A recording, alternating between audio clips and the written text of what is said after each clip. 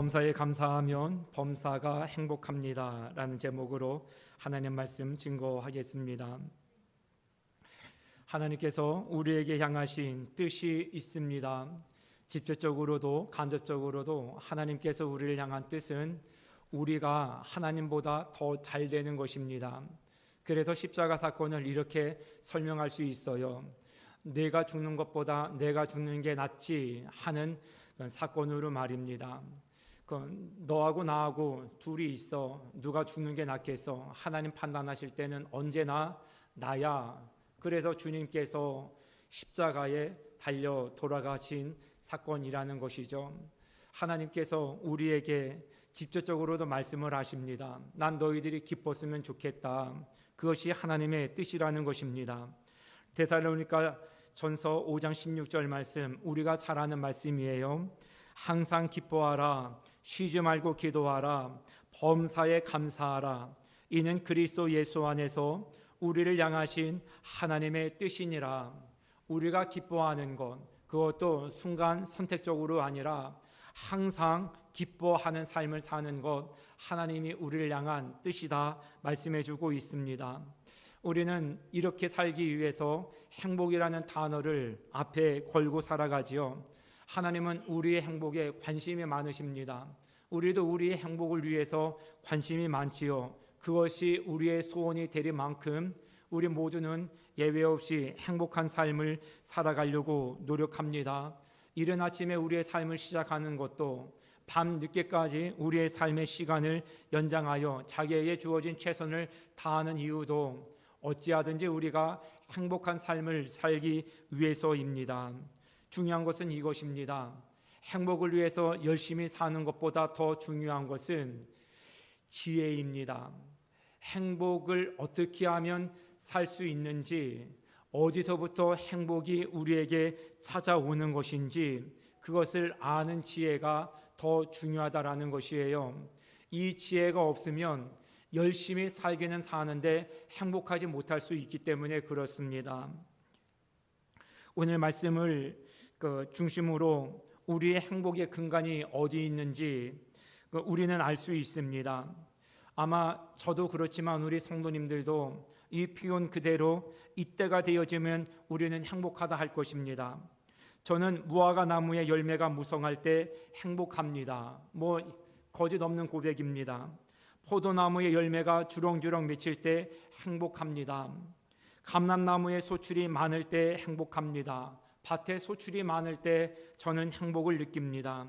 우리와 외양간에 소와 양이 많고 넘칠 때 저는 행복합니다. 예외 없이 그럴 때 저는 좋아하고 그때를 소원하면서 살아가지요. 아마 우리 성도님들도 대부분 같은 마음이실 것입니다. 어저께 수련회 답사를 다녀왔거든요. 오고 가고 하면서 사과나무도 보고 배나무도 보고 그쪽 지역에 갔더니 수박 넝쿨이 밭에 많더라고요.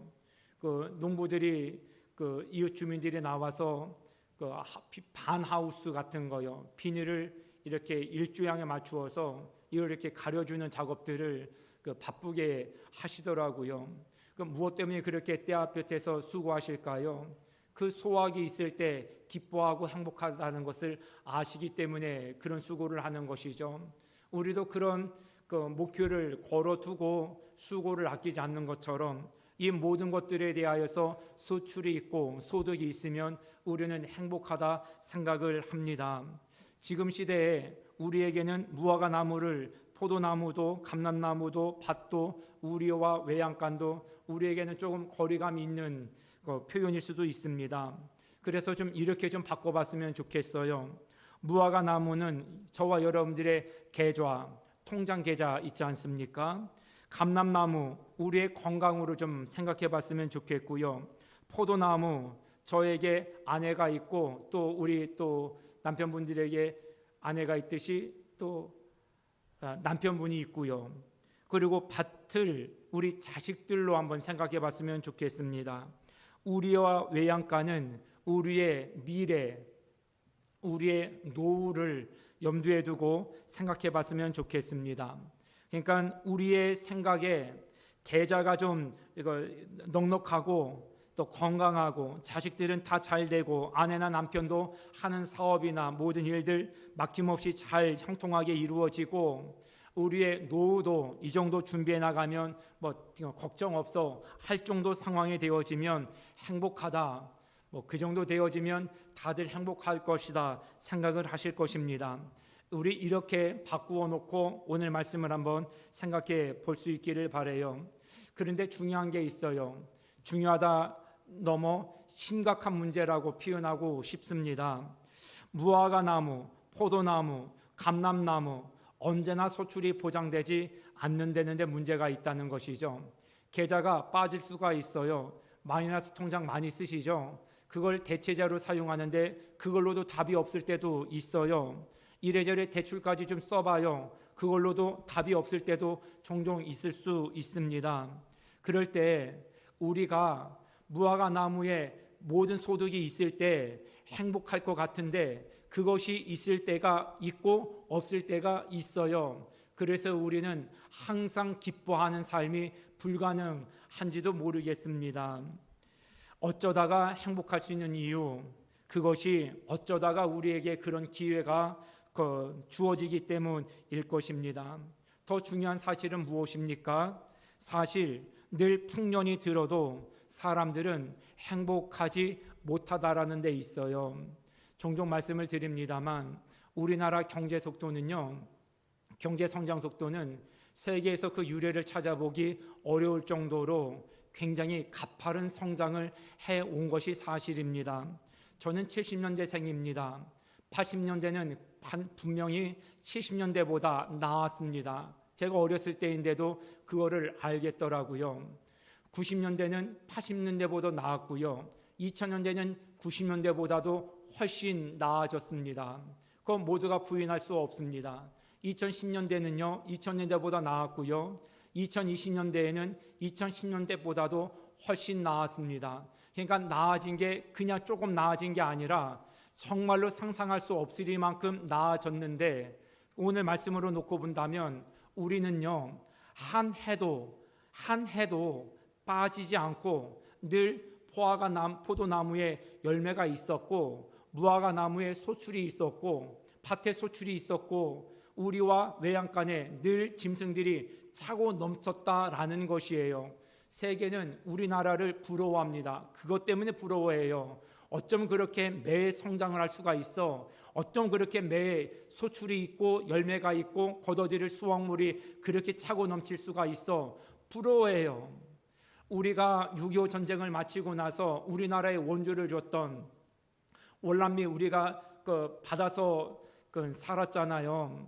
그리고 뭐 국제시장 영화 종종 말씀을 드립니다만 초콜릿 두미 맨날 그러고 쫓아다녔었어요. 그래도 미군이 껌이라도 하나 이렇게 주면 그거 어떻게 아까워서 한 번에 한 입에 다 넣어요. 지금은 그냥 단맛만 빼고 이렇게 하잖아요. 저 어렸을 때만 해도 껌이요, 먹다가 씹어갖고 문지방에다 붙여놨다가 다음날 그거 떼 먹고 그랬어요. 근데 더 심각한 거는 그게 없어지는 충격적인 사건이 일어나는 거예요. 누가 씻고 있는 거예요. 그렇게 살았다고요. 더럽고 이런 거 따질 시간이 없었어요. 10년 정도 지나고 나니까요, 상상할 수 없었어요. 어쩌다가 귤 한번 먹었었거든요. 바나나 한번 먹는 건 부잣집 아이들이나 가능했던 일이요. 10년 정도 지나니까 해마다 귤을 먹을 수 있게 되더라고요. 해마다 바나나를 먹게 되어지는데 정말 신기했더랬었습니다. 10년이 지나고 나서는요, 소고기요, 그거는 명절이나 국거리나 나올 그 양식이었지 어디 소고기라는 걸 입에 오를 수가 있었어요. 그런데 제가 초등학교 다닐 때 소고기를 대하는 거하고요, 제가 중고등학교 다닐 때 소고기를 대하는 것, 물론 지금은 상상할 수 없어요. 그냥 얼마든지 먹고 싶을 때 사다 먹을 수 있는 게 소고기가 돼버렸어요. 넘치는 인생이잖아요. 풍족해진 인생이잖아요. 세상은 이런 성장과 풍요를 누리는 우리 민족을 부러워하는데 정작 그런 소출의 풍성함을 해마다 누리는 우리들은 행복하냐는 거예요. 우리는 또 더 잘 사는 민족을 바라보면서 늘 이루지 못한 무엇인가에 불만족스러워하고, 그래서 기뻐하기보다는 늘 불만족스러운 상황 속에서 기쁨을 잃어버린 채 살아가고 있지는 않은가. 사랑하는 성도 여러분, 사람이 그러면 언제 행복할까? 그렇게 소출이 많고 수확물이 많고 그렇게 넘쳐나는데도 행복하지 못하면 언제 행복할까? 오늘 하박국 선지자가 우리에게 주는 근거는 이거예요. 감사할 때 행복하더라는 거예요. 사람은 감사가 행복하게 우리를 만들어준다. 그러니까 사람은 감사할 때 행복해진다. 왜요? 기쁘기 때문에 그래요. 감사는 자신을 행복하게 할 뿐만 아니라 감사하는 대상을 또한 행복하게 해줘요. 자식이 부모에게 감사를 표현을 하면 그 감사를 받는 부모는 이루 말할 수 없이 기뻐요. 왜 아빠한테 감사하고 승질을 내는 부모님 어디 계셔요? 너무 감사한 거예요. 받는 부모도 기쁘고 행복하지만 더 정작 본인은 너무 비교도 할 수 없을 만큼 기쁘고 감사함을 이미 누리고 있는 것이죠.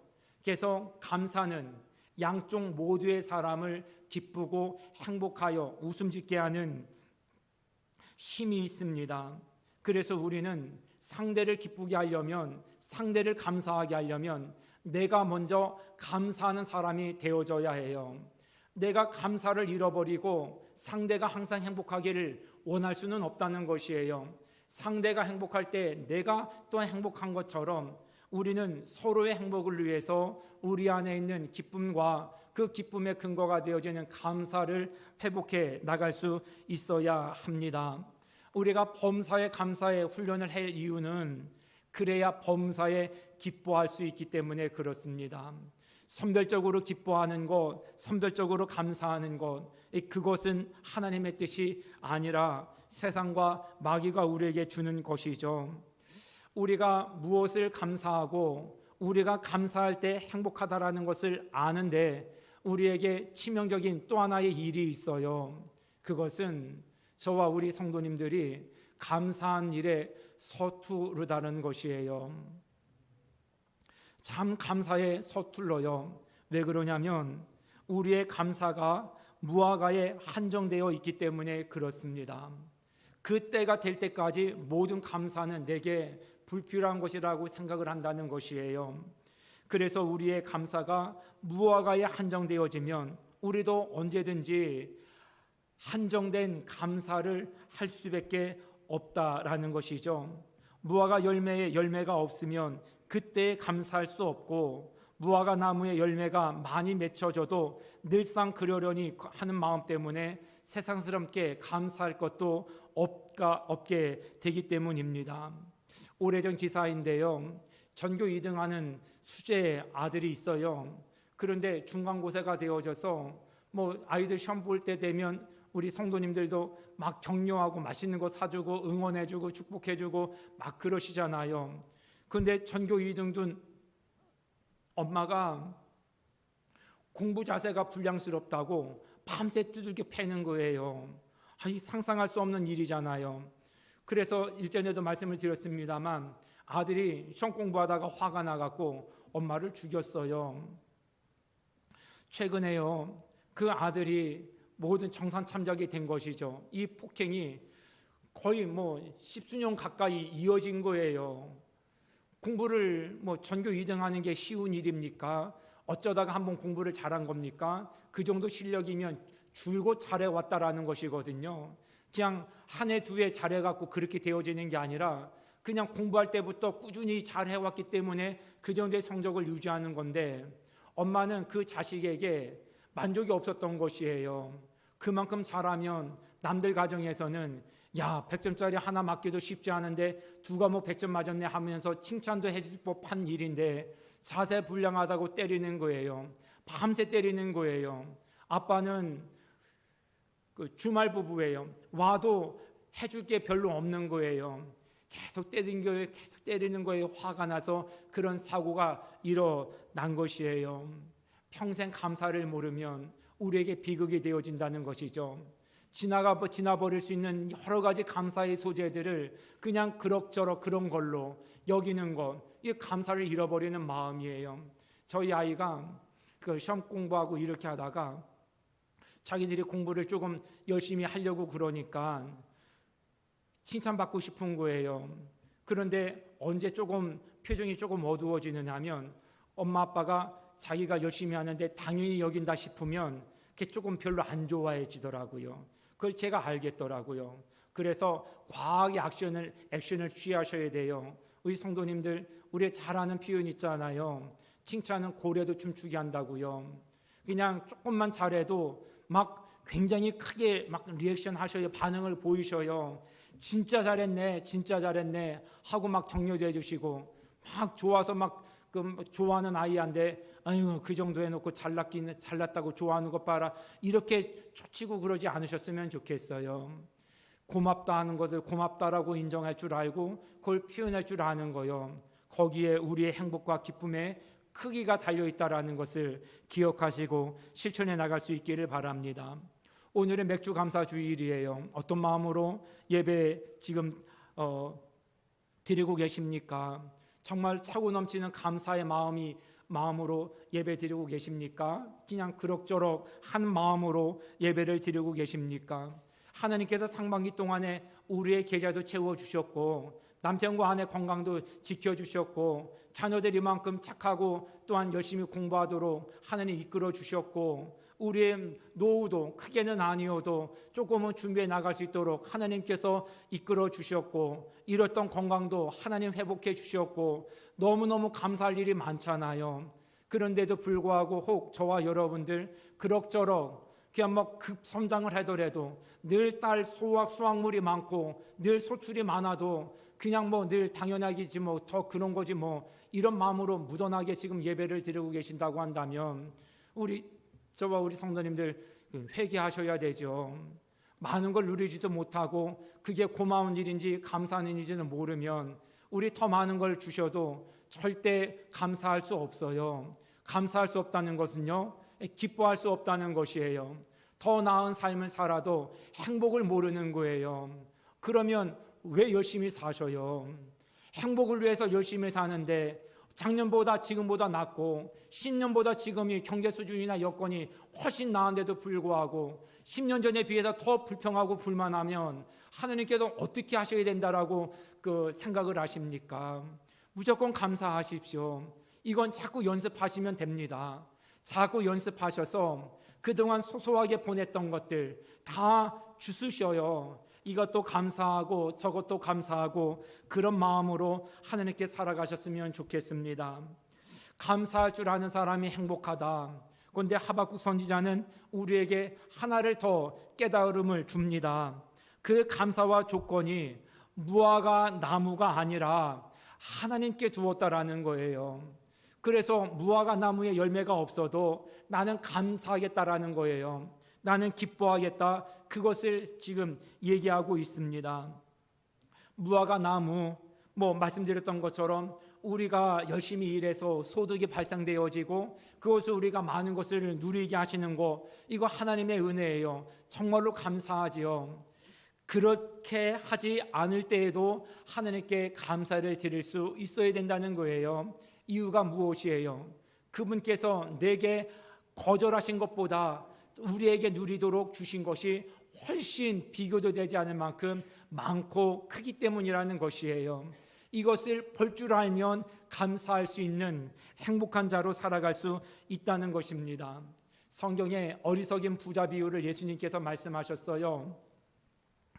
하나님께서 주신 것이 너무 많아요. 밤에 누워갖고 그거를 막 세하려 보는 거예요. 우리 찬양 가사처럼 받은 복을 세하려 보는 거예요. 너무 좋은 거예요. 그런데 감사를 몰랐어요. 그걸 계산하다가 이 어리석은 부자가 어떤 결정을 하느냐면 하나님께 감사해야지, 서로에게 고마움을 표현해야지, 이런 식으로 간 게 아니라 창고를 더 지어야지, 이렇게 생각하다가 하나님께서 치셨어요. 그 생명을 거두어가고 마셨다라는 거예요.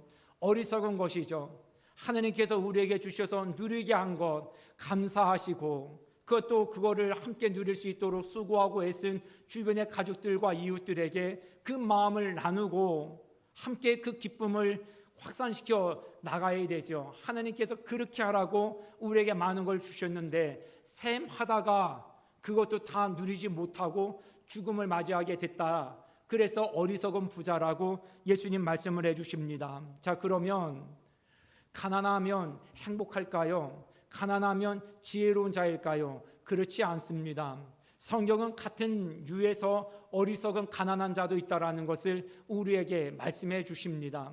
늘상 남과 비교해서 저들만큼 소유하지 못한 거에 늘 마음을 두는 거예요. 그래서 많은 것을 누려도 세상 감사할 게 없어서 감사를 모르는 어리석은 부자나 늘상 내게 주신 소소하고 크고 많은 은혜들 고마울 것을 기억하지 못하고 항상 저 높은 곳만을 바라보고 욕심내고 비교해 가면서 왜 나는 안 되는 저걸 안 주셔 하면서 늘 불평하고 불만하고 사는 가난한 자의 어리석음이나 똑같다라는 것이에요. 사랑하는 성도 여러분, 우리에게 부한자나 비난자나 하나님께서 우리에게 주셔서 누리게 하시는 것이 얼마나 많은지 모릅니다. 그거에 눈을 뜨고 그거를 셈할 수 있고 그것을 셈하면서 기뻐하고 흥분할 수 있는 감각이 있는 깨어있는 저와 여러분들이 되실 수 있기를 바라요. 이것도 주셔서 감사하고 저것도 주셔서 감사하고. 우리 성도님들 아시는 것처럼 저는 작년에 그 수술을 이제 받았잖아요. 4군데를 쬐어요. 3군데는 다른 부위와 마찬가지로 회복이 빨랐어요. 채 한 달이 되지 않아서 생활하는데 크게 불편함을 이렇게 못 느꼈었어요. 그런데 발바닥 부분이 너무 더뎠어요. 지금은 이 두꺼운 신발만 신고는 거의 정상 보행비에 비슷하게 걸을 수 있어요. 아직 그냥 아무것도 신지 않고는 좀 불편한데요. 전 너무너무 감사를 드려요. 우리 성도님들께도 한편은 너무 죄송하고요. 그냥 철뚝철뚝 거리는 게 늘 마음에 조금 걸렸더랬어요. 기도해 주시고 관심 가져주셔서 제가 이만큼 회복되어진 것 너무너무 감사를 드립니다. 제가 그때 의도적으로 훈련하고 연습하고 싶었던 것이 있어요. 첫째, 하나님 앞에 원망하지 말자. 하나님께서 내 인생 만약에 지금 수명 기한으로 생각한다면 반은 2발로 건강하게 살게 해주셨으니까 나머지 또 50년은 조금 불편하게 살게 하셔도 괜찮다. 정말 그런 마음이었었어요. 그래서 아이들한테도 가족들한테도 이렇게라도 걸을 수 있는 게 너무너무 감사하다. 제 진심이었어요. 그걸 가지고 원망하지 않으려고 정말 기도하면서 연습하고 또 훈련했어요. 그리고 2번째, 내가 몸에 불편함을 입었다 하더라도 내 사랑하는 가족들에게 짜증내거나 원망하거나 불평하거나 하지 말아야 되겠다. 병원에 신방 다니고 연약하신 분들이 이렇게 찾아뵙고 그러면 본인 몸 괴롭다고 주변 사람들도 괴롭게 하시는 분들이 더러 계시더라고요. 그러니까 그러지 말아야 되겠다. 연습을 하려고 했더랬어요. 가족들이 어떻게 생각하는지는 모르겠지만 제 나름대로는 정말 열심히 연습하고 훈련되어졌다고 생각을 해요. 그래서 앞으로도 더 그렇게 살려고 그래요. 저는 불편하지만 불편한 다리로라도 하나님 몸된 성전을 섬길 수 있게 된 것이 순간순간 정말로 감사했어요. 일도 원망이 없어요. 앞으로도 그러려고 더 부단히 저는 감사의 훈련을 하려고 연습하고 또 연습하고 훈련하고 훈련하려고 그래요. 제가 한 10년 전에요. 미국에서 이사를 짐 정리를 하다가 냉장고를 옮기다가 삐끗했어요. 그때 비행기 못 탈 줄 알았어요. 수의를 두고 허리를 했는데 겨댕겼어요. 할 수 있는 게 아무것도 없었어요. 어찌하여서 갱신이 비행기 탔어요. 시간이 지나니까 조금 난데요. 일상생활하는데 여전히 불편했어요. 시술을 받았어요. 아무 걱정 없이 정상적으로 움직일 수 있을 거라 생각했는데 이게 조금만 좀 하면 이상 징후가 있어요. 그러니까 조금 불편해요.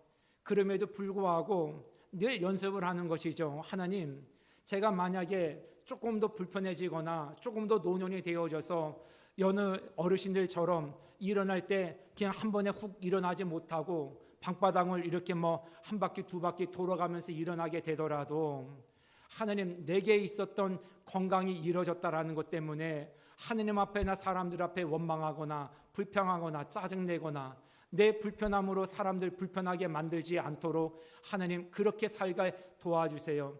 늘 그걸 기도하고 있어요.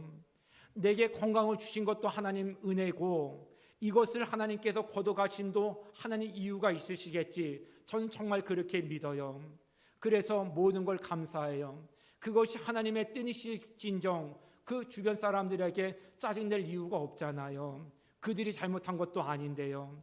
내 몸 고달프다고 주변 사람들 고달프게 만드는 것도 덕스러운 건 아니니까 그렇게 살아보려고 노력하고 있습니다. 사랑하는 성도님들도 함께 연습하고 감사의 훈련을 해나가셨으면 좋겠어요. 내 감정 시끄럽다고 내 몸이 힘들다고 감사를 잃어버리면 안 되죠. 사랑하는 성도 여러분, 아픔과 불편은 있을 수 있지만 그 자체가 불행은 아니에요. 하나님께서 주실 수 있는 은혜일 수 있어요. 그러니 이것 또한 행복일 수 있다라고 생각하는 게 믿음의 자세로 맞습니다. 그러니 아프고 불편하고 어렵고 그래서 조금 편리하지는 못하는 삶을 살아가게 된다 하더라도 하박국 선지자 고백처럼요, 무화과 나무에 소출이 없고 감람나무에 소출이 없어도 여러분들 정말로 감사의 기준과 근거가 하나님인 것 때문에 오히려 그런 상황 속에서 더 놀라운 감사를 자아낼 줄 아는 정말로 실력 있는 그리스도인이 되어 가실 수 있기를 바랍니다. 저는 우리 성도님들처럼 저도 그냥 자식 키우는 부모 입장에서 자식 덕을 조금 보고 싶어요. 보니까 좋아요. 이제 저희 아이들 일찍이부터 뭐 어린이날이 뭐 어버이날이다 뭐 생일날이다 하면 좀 챙기더라고요. 참 기뻐요. 너무 고맙고요. 아, 이게 자식 키우는 재미구나 하는 거를 일찍이부터 제가 느꼈어요. 저희 아이들이 준 선물이죠.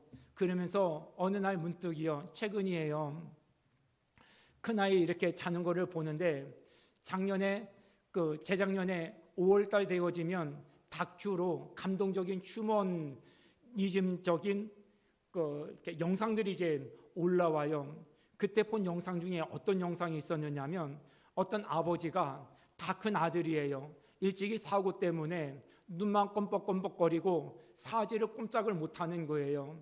근데 아버지가 혼자 그 아들 수발을 다 드는 거예요. 현장 일 하시는 분이에요. 낮에는 가서 고단하게 일을 하시고 저녁에는 병실로 들어와서 그 병원의 그 보호자들 그 생활하기가, 환자들은 호텔급인데요. 그래도 자기 자리가 있으니까요. 보호자는 여간 힘든 일이 아니거든요. 그런데 아버지가 퇴근해서는 그 자리를 본인 침상 자리를 잡고요, 저녁에 와서 다 물수건으로 아들 다 씻기고요, 다 수발 다 해주고요, 아들 자기까지 기다렸다가 잠들었다가 아침에 일찍 일어나서 밥 먹고 다 물수건으로 다 이렇게 씻겨주고 난 다음에 또 출근을 하고 그 일을 하시는 거예요. 정말 눈길겹더라고요. 그런데 아버지가 제 기억으로는요, 폐암인가 간암인가 말기 판정을 받았어요. 막 우셔요. 자기의 인생의 기구에서 우는 게 아니라 내가 먼저 떠나면 내 아들 누가 건사해 줄까, 그게 미안해서 막 우시더라고요. 제 아이를 이렇게 보다가 문득 그 생각이 들었어요. 내 아이가 만약에 덕을 보고 싶지만 그렇게 하지 못하고 만약에 그런 상황이 되어진다고 한다면 나는 아빠로서 어떻게 할까? 정말로 거짓말 하지 않고요, 1초도 망설이지 않고 나도 할 수 있지, 하면 되지, 그게 불행이야? 아니야, 난 기쁘게 할 수 있어. 정말 지금도 마음이 그래요. 왜 그러냐면요, 뭐 제가 처음에 종종 말씀을 드렸던 그 이야기가 있잖아요. 저 아이가 병원에서 막 태어나서 집에 왔을 때요, 손 하나 깜짝 안 했거든요. 그런데도 저한테 엄청난 기쁨을 줬거든요. 지금도 물론 그래요. 만약에 성년이 돼갖고 지금도 그런 상황에 누워서 제 손이 많이 가는 상태로 있다 하더라도 그 아이는 여지없이 저한테 기쁨을 주는 존재일 것이 의심되지 않기 때문에 그래요. 그러니 나도 그 기쁨을 돌려주기 위해서 이런 일들을 마다하지 않아야 되겠다. 자녀가 어려움 당해서 그 어려움과 불편을 겪는 것 때문에 부모의 불행이라 생각을 한다면 그건 자식에게 미안한 일이라 저는 그렇게 생각을 해요. 그러니 하나님께서 어떤 것이든지 우리에게 주셔서 그것으로 감사하고 기뻐하고 행복할 수 있다고 한다면 또한 거두주시는 데에도 하나님의 이유가 있겠지요. 우리를 불행하게 하도록 하시기 위해서 아닙니다. 하박국처럼 우리도 고백할 수 있었으면 좋겠어요. 모든 걸 다 거둬가시고 소출이 없는 우리의 인생이 되게 하신다 하더라도 거기에는 필히 또 다른 하나님의 은혜가 있을 거예요. 저는 우리 성도님들이나 제가 하나님께서 숨은 그 보화를 보게 하시기 위한 그 모든 길 위에서 그것을 볼 줄 아는, 그것을 캘 줄 아는, 그 가치를 인정할 줄 아는, 그래서 행복하고 감사하고 범사에 기뻐할 줄 아는 삶을 살아갈 줄 아는 믿음의 실력자들이 다 될 수 있기를 바랍니다. 사랑하는 성도 여러분, 말씀과 기도로 하나님과 대화하는 법을 배우셔야 됩니다.